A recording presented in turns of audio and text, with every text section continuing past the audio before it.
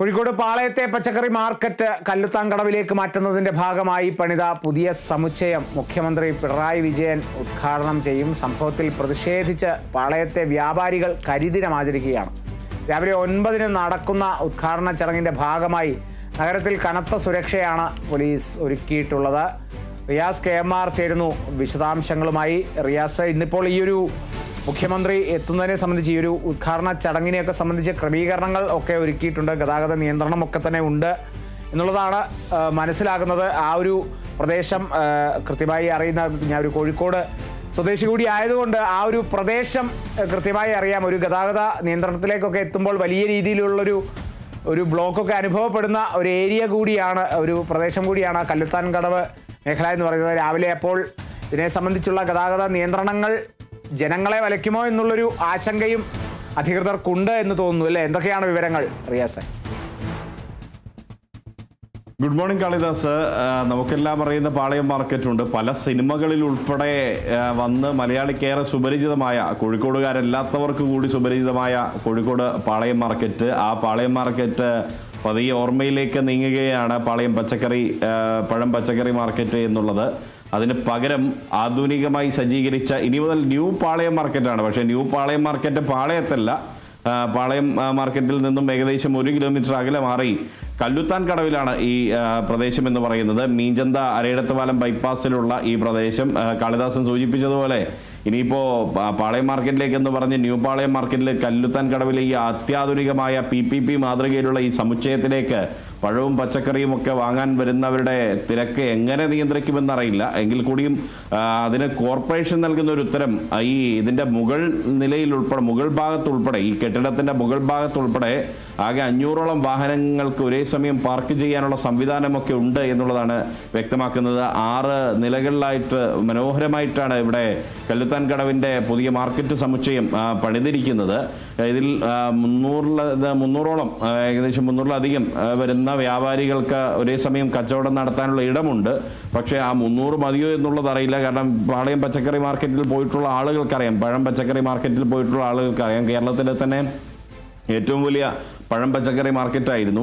ഇതുപോലെ ഒരു കടമുറികളിൽ ഇരുന്ന് പ്രത്യേകിച്ച് അങ്ങനെ വിൽപ്പന നടത്തുന്ന ഒരു മനുഷ്യരല്ല. അന്നുള്ള ഉപജീവനം ഉന്തുവണ്ടികളിലും മറ്റുമൊക്കെ ആയിട്ട് ഈ വശത്ത് അരികളിൽ വെച്ച, ഈ പാളയം മാർക്കറ്റിൻ്റെ ഉള്ളിൽ ഒക്കെ വെച്ച ഇടങ്ങളിൽ വെച്ച് കച്ചവടം നടത്തിയിരുന്നവർക്ക് ഇനി എത്ര പേർക്ക് ഈ പുതിയ മാർക്കറ്റിലേക്ക് ഇടം ലഭിക്കുമെന്നുള്ള ഒരു ആശങ്ക അവരെ സംബന്ധിച്ചുണ്ട്. അതുകൊണ്ടാണ് ഇന്ന് ഈ പാളയം മാർക്കറ്റിലെ പച്ചക്കറി വ്യാപാരികൾക്ക് ഓർമ്മ, എല്ലാ വ്യാപാരികളും, വ്യാപാരി വ്യവസായ ഏകോപന സമിതിയുടെ നേതൃത്വത്തിൽ തന്നെ അവർ വലിയ പ്രതിഷേധം കരിദിനം ആചരിക്കുന്നത്. രാവിലെ 9 മണിക്ക് അവർ കറുത്ത ബാഡ്ജും കറുത്ത മാസ്കും ധരിച്ച് ഒരു മനുഷ്യച്ചങ്ങല തീർക്കുന്നുണ്ട്. അത് പാളയം ബസ് സ്റ്റാൻഡ് പരിസരത്ത് നിന്ന് തുടങ്ങി അളകാപുരി വരെയാണ് അവരുടെ മനുഷ്യച്ചങ്ങല നടക്കുന്നത്. രാവിലെ 10 മണിക്കാണ്, 9 മണിയെന്നാണ് രേഖകൾ അറിയിച്ചതെങ്കിലും മുഖ്യമന്ത്രിയുടെ ഷെഡ്യൂൾ പ്രകാരം അത് രാവിലെ 10 മണിക്കാണ് ഉദ്ഘാടന ചടങ്ങുകൾ നടക്കുന്നത്. ഉദ്ഘാടന ചടങ്ങ് നടക്കുന്നത് കല്ലുത്താൻകടവിലാണ്, പാളയത്തല്ല.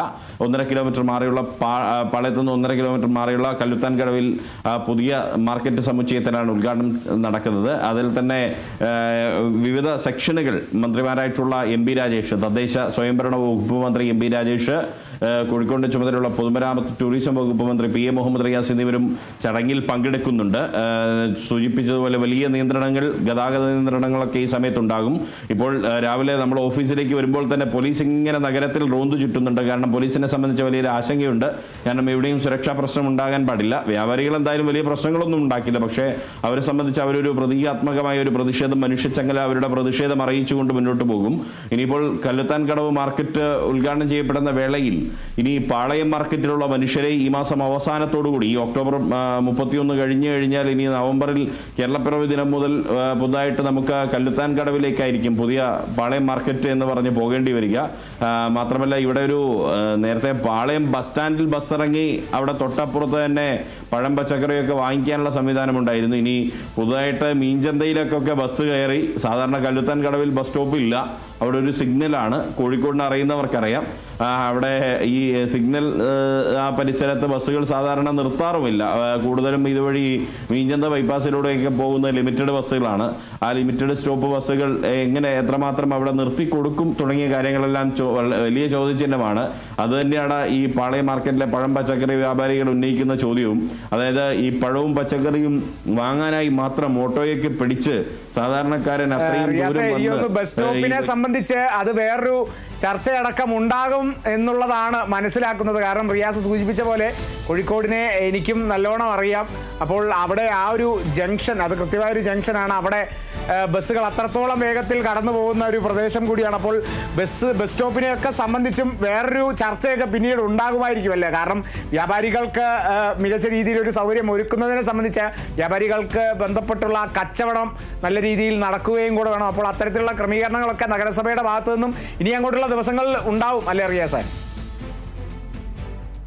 തീർച്ചയായിട്ടും അങ്ങനെ തന്നെയാണ്. കാരണം ഈ നിലവിൽ അവിടെ ഒരു ബസ് സ്റ്റോപ്പ് ഉണ്ട്, പേരിൻ്റെ ഒരു ബസ് സ്റ്റോപ്പ് ഉണ്ട്. അവിടെ എത്രമാത്രം ബസ്സുകൾ നിർത്താറുണ്ട് എന്നുള്ളത്, കാരണം അതുവഴി ലിമിറ്റഡ് ബസ്സുകളല്ലാതെ ഈ പ്രാദേശികമായി സർവീസ് നടത്തുന്ന ബസ്സുകൾ വളരെ ചുരുക്കം മാത്രമാണ് അതുവഴി സർവീസ് നടത്തുന്നത്. ഈ കഴിഞ്ഞ ദിവസം വാർത്താ സമ്മേളനത്തിൽ ഡെപ്യൂട്ടി മേയർ മാധ്യമപ്രവർത്തകരുടെ ചോദ്യത്തിന് ഉത്തരമായി പറഞ്ഞത് പുതിയ മാർക്കറ്റിലേക്ക് KSRTC സ്വകാര്യ ബസ് സർവീസ് സൗകര്യം ഏർപ്പെടുത്തുന്നത് പരിഗണിക്കുമെന്നുള്ളതാണ്.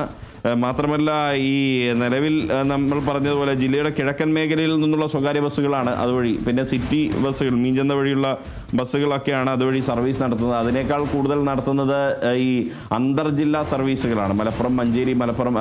കോഴിക്കോട് മഞ്ചേരി, കോഴിക്കോട് മലപ്പുറം, കോഴിക്കോട് പാലക്കാട്, കോഴിക്കോട് തൃശ്ശൂർ, കോഴിക്കോട് കൊച്ചി, അങ്ങനെയൊക്കെയുള്ള ബസ്സുകളാണ്. ലോങ് റൂട്ടിലുള്ള ബസ്സുകൾ കടന്നു പോകുന്ന ഒരു ബൈപ്പാസ് കൂടിയാണ് മീഞ്ചന്ത എന്നുള്ളത്. ഇതിൽ ഏകദേശം പറയുന്നത് 310 പഴം പച്ചക്കറി കടകൾക്ക് സൗകര്യമുണ്ട് എന്നുള്ളതാണ്. കെട്ടിടത്തിന്റെ 1ാം നിലയിലേക്ക് മീഞ്ചന്ത ഈ അരയിടത്ത് പാലം ബൈപ്പാസിൽ നിന്ന് നേരിട്ട് കാറൊക്കെ കയറ്റാം എന്നാണ് പറയുന്നത്. പക്ഷേ ഈ ഗുഡ്സ് വാഹനങ്ങൾക്ക് കയറാൻ 3 റാമ്പുകൾ ഒക്കെ സജ്ജീകരിച്ചിട്ടുണ്ട്. വളരെ മനോഹരമായിട്ടാണ് അത് ക്രമീകരിച്ചിട്ടുള്ളത്. പാളയത്തെ കച്ചവടം നടത്തുന്ന ലൈസൻസ് ഉള്ള 153 കച്ചവടക്കാർക്കാണ് പുതിയ മാർക്കറ്റിൽ മുറി നൽകിയിട്ടുള്ളത്. അല്ലാത്ത ആളുകൾക്ക് ഇനിയിപ്പോൾ എങ്ങനെയായിരിക്കും? കാരണം സാധാരണ ഈ വഴിയോരത്ത് കച്ചവടം നടത്തുന്നവരുടെയൊക്കെ അവസ്ഥ, ലൈസൻസ് ഇല്ലാത്ത മനുഷ്യരൊക്കെയാണ്. അത്തരം മനുഷ്യർക്ക് എങ്ങനെയായിരിക്കും ഇത്തരം ഇവിടെ കച്ചവടം നടത്താനുള്ള സൗകര്യം എന്നുള്ളതൊക്കെ വലിയ ചോദ്യചിഹ്നമായി ആശങ്കയായി തന്നെ ഉയരുന്നുണ്ട്. അത് പാളയം മാർക്കറ്റ് ഒഴിപ്പിക്കുമ്പോൾ അവരെ സംബന്ധിച്ച്, അവരുടെ ഉപജീവനം സംബന്ധിച്ച് വലിയ ആശങ്ക ഉയരുന്നു. അതിൽ വലിയ പ്രതിഷേധമുണ്ട്. UDFും ഈ പ്രതിഷേധക്കാരുടെ ഒപ്പമാണ്. അതുകൊണ്ട് ഇന്നത്തെ ചടങ്ങ് അവർ ബഹിഷ്കരിക്കുന്നുണ്ട്. ഇനി മറ്റ് പ്രതിഷേധങ്ങളൊന്നും അറിയിച്ചതില്ല എങ്കിൽ കൂടിയും നമ്മുടെ സ്പെഷ്യൽ ബ്രാഞ്ചാണ്, പോലീസാണ്. പ്രത്യേകിച്ച് മുഖ്യമന്ത്രി കടന്നു പോകുന്ന വഴികളിൽ സാധാരണയായി കരിങ്കൊടി പ്രതിഷേധമൊക്കെ പ്രതീക്ഷിക്കാറുണ്ട്. പലപ്പോഴും സംഘടനകൾ നടത്തേണ്ട എന്ന് വിചാരിച്ചാലും പോലീസും സ്പെഷ്യൽ ബ്രാഞ്ചും ഇങ്ങനെ പ്രതീക്ഷിച്ചുകൊണ്ട് കരുതൽ തടങ്കൽ നടത്തുമ്പോൾ അത് ഈ പ്രതിപക്ഷ സംഘടനകൾക്ക് ആവേശം പകരുന്ന കാഴ്ചയാണ് പലപ്പോഴും ഉണ്ടാകാറ്. പിന്നീടാണ് അവർ തീരുമാനിക്കുന്നത് എന്തായാലും നമ്മുടെ കുറച്ചുപേരെ കരുതൽ തടങ്കലിലാക്കിയില്ല, അങ്ങനെയെങ്കിൽ കുറച്ച് കരിങ്കൊടി കാണിച്ചേക്കാമെന്ന് ചിന്തിക്കുന്ന ഒരു പ്രവണതയും ഉണ്ടായിട്ടുണ്ട്. ആ രീതിയിലേക്കൊക്കെയാണ് കാര്യങ്ങൾ പോകുന്നത്. ഇനിയിപ്പോൾ അത്തരം പ്രതിഷേധങ്ങളൊന്നും എന്തായാലും നേരത്തെ അറിയിച്ചിട്ടില്ല.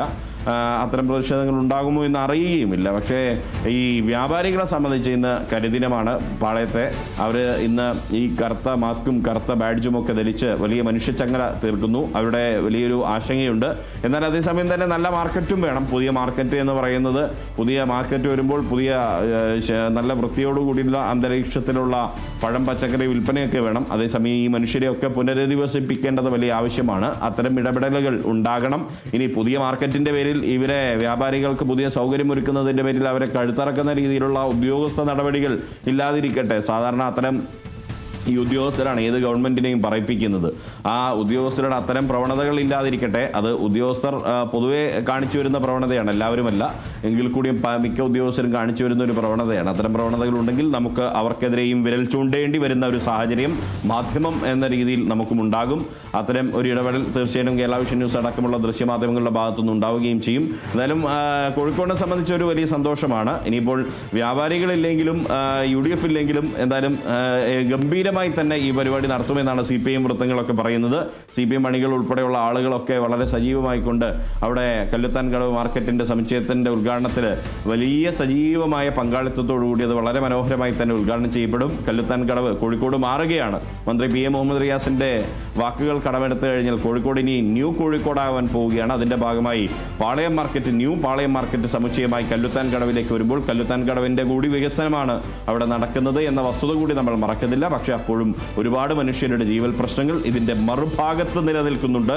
അവർ ഇന്ന് പ്രതിഷേധവുമായി വരുന്നു. ആ പ്രതിഷേധത്തെ എങ്ങനെയായിരിക്കും പോലീസ് നേരിടുക എന്നുള്ളത് കണ്ടറിയണം. സമാധാനപരമായിരിക്കും, മനുഷ്യച്ചങ്ങലയായിരിക്കും, ഗാന്ധിയൻ മാർഗത്തിലുള്ള പ്രതിഷേധമായിരിക്കും നടത്തുക എന്നുള്ളതാണ് വ്യാപാരികൾ അറിയിക്കുന്നത്. അതിനപ്പുറത്തുള്ള പ്രതിഷേധങ്ങൾ ഉണ്ടാകുമോ എന്നുള്ളത് കണ്ടറിയേണ്ട കാര്യമാണ്. പോലീസ് കനത്ത സുരക്ഷയാണ് ഈ ഒരു നഗരത്തിലുടനീളം ഏർപ്പെടുത്തിയിട്ടുള്ളത്. ഇത് കഴിഞ്ഞ് നേരെ മുഖ്യമന്ത്രി പോകുന്നത് PV സ്വാമി അവാർഡ് ദാനത്തിനാണ്. അത് നമുക്കറിയുന്നത് പോലെ ഏഷ്യാനെറ്റിൻ്റെയൊക്കെ തലപ്പത്തേക്ക് കൊണ്ടുവന്ന മാധവൻ നായർക്കാണ്, അദ്ദേഹത്തിനാണ്, K. മാധവനാണ്, അദ്ദേഹത്തിനാണ് ഈ പുരസ്കാരം ഇത്തവണ PV സ്വാമി പുരസ്കാരം സമ്മാനിക്കുന്നത്.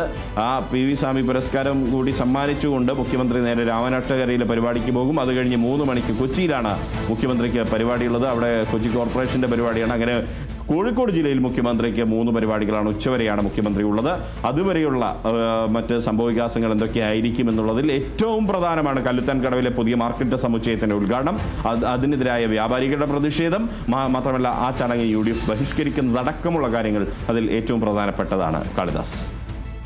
ശരി റിയാസ്, പാളയം മാർക്കറ്റ് ന്യൂ പാളയം മാർക്കറ്റ് ആകുന്നു. ഓർമ്മകളിലൊരു പാളയം മാർക്കറ്റ് ഉണ്ട്. പാളയം ബസ് സ്റ്റാൻഡിൽ ഇറങ്ങി പാളയം മാർക്കറ്റിലേക്ക് പോകുന്ന ചില കാഴ്ചയൊക്കെ നമ്മൾ ഒരു സമയം വരെ കണ്ടിട്ടുണ്ട്. ഇനി ആ ഒരു കാഴ്ചയില്ല. ന്യൂ പാളയം മാർക്കറ്റിലേക്കാണ് ഇനി പാളയം മാർക്കറ്റ് എന്ന് പറയുമ്പോൾ എത്തേണ്ടത്. അപ്പോൾ അതിൻ്റെ ഉദ്ഘാടനം ഇന്ന് കല്ലുത്താങ്കടവിൽ മുഖ്യമന്ത്രി പിണറായി വിജയൻ നിർവഹിക്കുകയാണ്. സംഭവത്തിൽ പ്രതിഷേധിച്ച് പാളയത്തെ വ്യാപാരികൾ കരിദിനം കൂടി ആചരിക്കുന്നുണ്ട്, മനുഷ്യച്ചങ്ങല തീർക്കുന്നുണ്ട്. റിയാസ് KMാറാണ് വിവരങ്ങൾ നൽകി.